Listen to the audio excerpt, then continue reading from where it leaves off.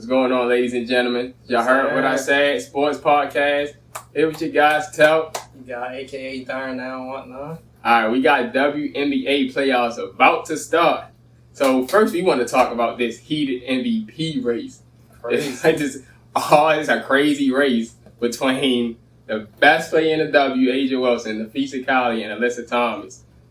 Throughout the season, they was trying to say, I feel like the whole season was just a narrative at first. Like, they were straight trying to crown Why you think that? Nafisa Collier. I see that because look how Minnesota started off. I'm talking about even before the season started. It was like it was a narrative. Yeah, and then she was dominant. Then Asia Wilson because they went to the finals. Yeah, exactly. They basically, what you call it, momentum off of that championship berth, even though they lost. Yeah, and then each player has a great case to me. But we gonna see. My thing, I'm gonna go to you first. Who do you think should be the MVP of this WNBA season? I don't know. I think it's the closest race ever. I had Fee probably unanimously before she got hurt, and then she missed hella games. That was Wilson last season. Yeah.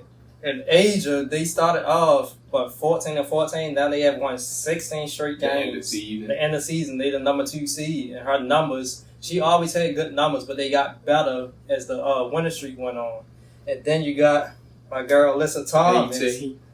She on a whole new team doing this. She breaking records, even though Asia and Fee got records too this season. But she on a whole new team with players she never played with before. The only player she probably played with was Dewana Bonner, which they got midway through the season. Yeah. And then she putting up them type of numbers, and Mercury had injuries too. Kalea Copper was out for a while. Satu Sabli was out for a while. I think I probably would give it to Alyssa just because she finished second once or twice, but she always been around like the last 4 or 5 years in that conversation. She finished second 2 years ago. I think I would give it to Alyssa. Just because she on a whole new team and she doing that on a whole new team.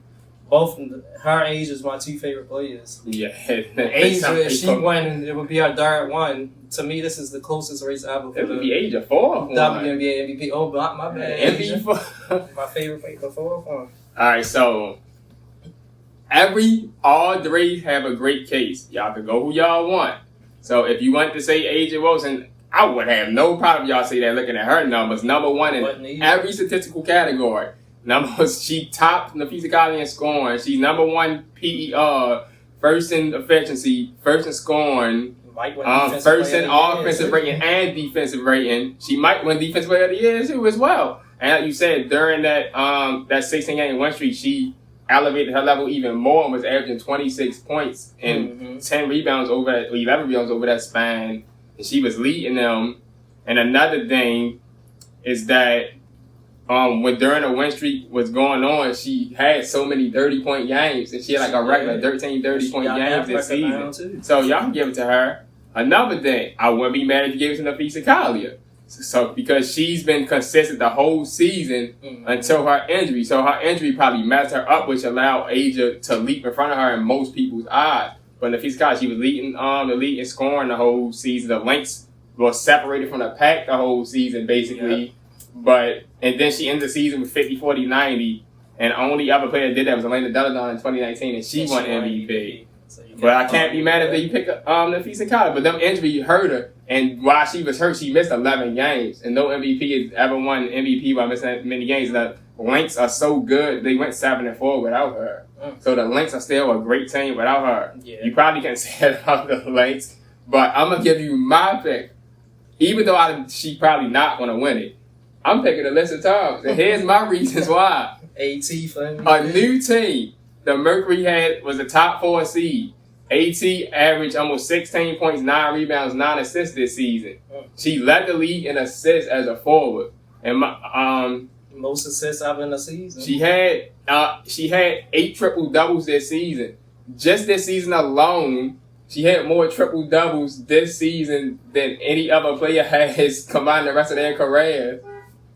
She also had 3 consecutive triple-doubles. Right there. She had 3 consecutive triple-doubles. She's also, like you said, Kalea Copper missed like 17 games as she started off the season. And another thing, the Mercury only have 2 people that were on the team last season. Wow. That's Kalea Copper and Natasha Mack. Right. And I also tell people that I believe that the Lynx and Aces have a much better, not a much better team. They're a better team than the Mercury. Like the Mercury, they have a whole new squad basically. You added because the only person that was on there was Kalea Cobb. Yeah, and Natasha. Putting, Sibley and AT with Copper. Yeah, playing with a whole new players basically. She playing with a whole new players on a new team. So that's why I would give it to her. But like I said, she probably not going to win. I would not be mad if you gave it to any but right? Give Asia what's enough. 4 MVP. She's the best player in the league. Like I wouldn't be mad if the college would be. Right, and what is it? 2 all WNBA teams. Oh, good. I'm glad you transition right into it. Let's Jackie go. Young would be on the second team. Jackie Young is on the second team. Oh, that's another thing. Of course, I'm not going to say that's a reason why. Probably could be on that too. Yeah, but Aces fans. In the media, every time y'all talk about the win streak, and I love age as much as y'all do, all y'all ever do is say it's age Wilson this, age Wilson that. Start giving Jackie Young credit. J.O. That's a former #1 pick from Notre Dame. Start giving her credit. She averaged 16.5 points this season, over 4 rebounds, and over 5 assists this season. Yeah. And like she's definitely all WNBA second team. And a couple games I think did help the Aces too. They did the trade.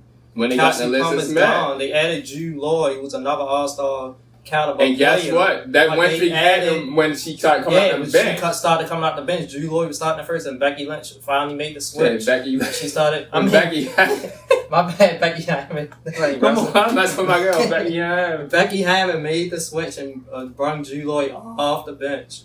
And then that's when the win streak started. And they had great coaches there. Alyssa Smith, a former #2 pick in 2022.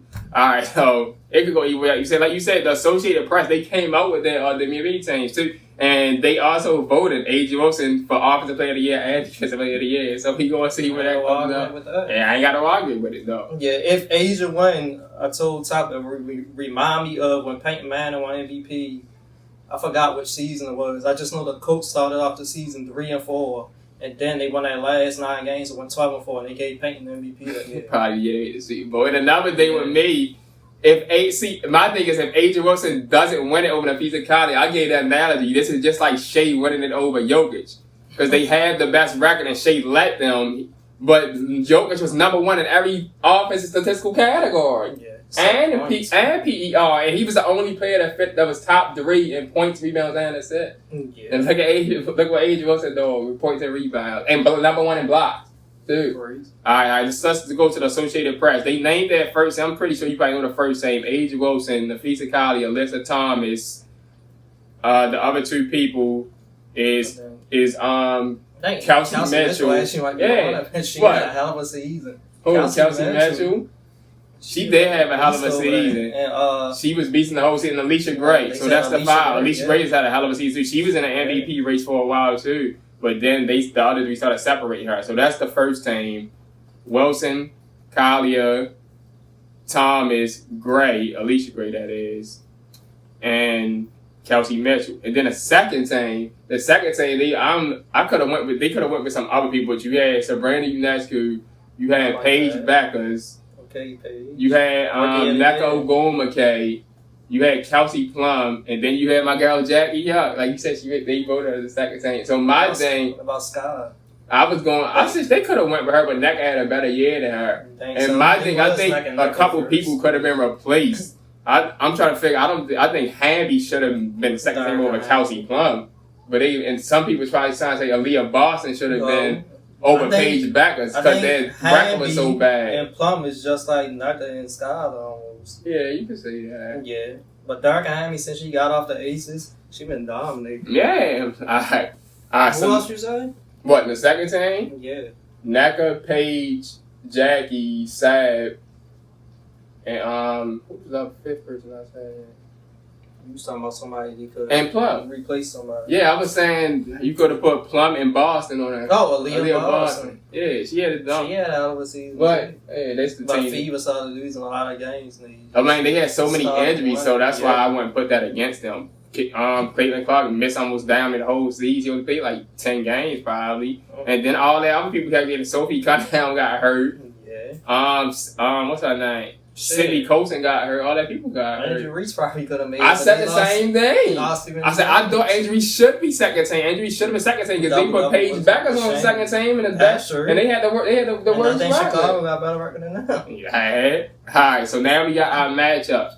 We got number 1 seed, the Minnesota Lynx, going against the number 8 seed, the Golden State Valkyries. And they had Nargum season, who to me they got the coach of the year, Natalie DeCarse, who came from the Las Vegas Aces.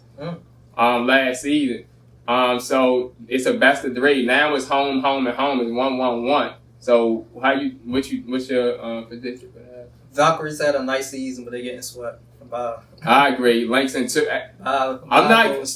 They had such a good home record and had a such good crowd, but they not even playing in their own home arena when they get their home. Lynx and 2. All right.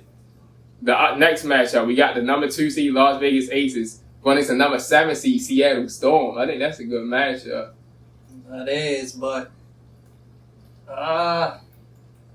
I give it to Vegas in 3. I want to say sweep again because I think they played in the first round last year. Yeah, and Vegas going with a sweep, but I actually might give Seattle one in Seattle. Yeah, because I don't know who's going to stop Vegas right now. They still continuing their streak, but they've been playing good to end the season. I think they probably can get one, but I'm still going. Yeah, that's why I was leaning towards the sweep at first because I don't know if they ready to end that one streak. All right, now we going to number 3 seed, the Atlanta Dream, who I think had one of the best seasons with a new coach. He's a candidate for Coach of the Year with Kyle Smesco. They had one of the best seasons with their new people. They added Brianna Jones, who had a great season, and added Brittany Griner, Naz Hillman. She probably went 6th Woman of the Year, and then Brian Howard and Alicia Gray. And Ryan missed time, and they going against number 60, Indian Fever, who's decimated by injury. So what you going with? They still got to leave off at Kelsey Mitchell. I say that's tough. I say Atlanta in 3, just because of the home and home stuff. I'm going Atlanta in a sweep. Because even though Fever is missing Kate McCloud, they still got pretty good people. Yeah. Still got Kelsey Mitchell, Aaliyah Boston. Natasha Howard, yeah, she still can play. Yeah. All right, I give it to Atlanta. And now we got the 4 and 5 matchup. You got Phoenix Mercury against the defending champions New York Liberty. I'm mad they had to play each other in first round. All right, so we going this one. So what's your prediction for that? Going Phoenix in 3. I don't think they're going to sweep. Going to New York and Barclays Center, that crowd is crazy. I've been going back and forth from this because Phoenix is my favorite team. You know, I also love Liberty because Stubby is one of my favorite players. I think Liberty do got the better team. And Liberty has the better team than me. But I'm going to actually go Phoenix Mercury if they use that X Factor crowd to their advantage. Like you said, because the Barclays crowd, they going to go crazy too. Mm-hmm. If y'all use that to y'all advantage, I'm picking Mercury in 3. Mercury, y'all can do this. But it's been a great season. Tough. Playoffs are starting. The playoffs about to start on Sunday. It's going to be good playoffs. We going to see. Yes, sir. Y'all heard what I said, sports podcast from Telt. Darn, they don't want none. We see you on the next episode.